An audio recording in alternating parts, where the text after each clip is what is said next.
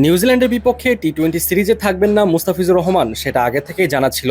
কারণ ODI series শেষ হওয়ার সাথে সাথেই মুস্তাফিজ আবারও চলে যাবেন পাকিস্তানে পিএসএল খেলতে।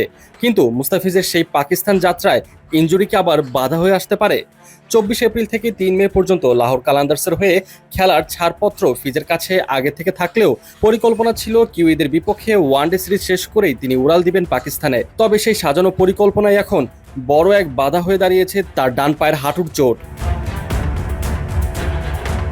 নিউজিল্যান্ডের বিপক্ষে তৃতীয় ওডিআই ম্যাচে যদি মুস্তাফিজ মাঠে নামেন এবং কোনো সমস্যা ছাড়াই যদি বোলিং শেষ করতে পারেন, তবে লাহোরে যাওয়ার পথ তার জন্য পরিষ্কার হয়ে যাবে। এদিকে আবার শন টেইট জানিয়েছেন মুস্তাফিজ খেলবেন কিনা সেই ব্যাপারে তিনি শতভাগ নিশ্চিত নন।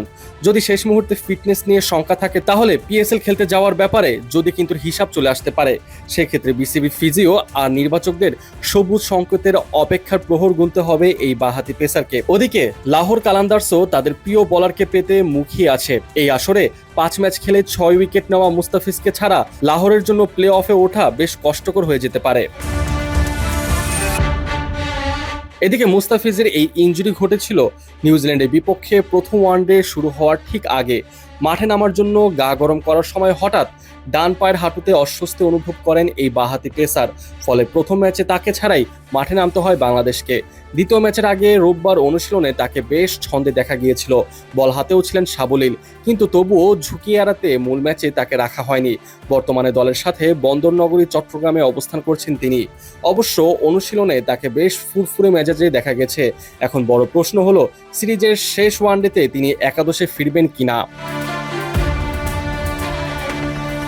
মুস্তাফিজের এই অনিশ্চয়তার মধ্যে আলোচনায় আরও একজন পেসার নাহিদ রানা।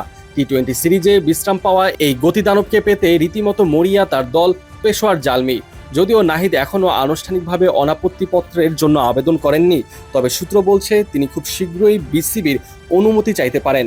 পেশোয়ার হয়ে 5 ম্যাচে 7 উইকেট নেওয়া এই বোলারকে নিয়ে শিরোপার স্বপ্ন দেখছে পয়েন্ট টেবিলের শীর্ষে থাকা দলটি। বিসিবি তাকে অনুমতি দেয় কিনা সেটা সময় হলেই জানা যাবে। সব মিলিয়ে মুস্তাফিজের চোট আর নাহিদ রানার পিএসএল এর ভাগ্য নিয়ে এখন অপেক্ষার প্রহর গুনতে হবে। শেষ পর্যন্ত মুস্তাফিজ নাহিদরা পাকিস্তানের বিমান ধরবেন কিনা সেটাই এখন দেখার বিষয়।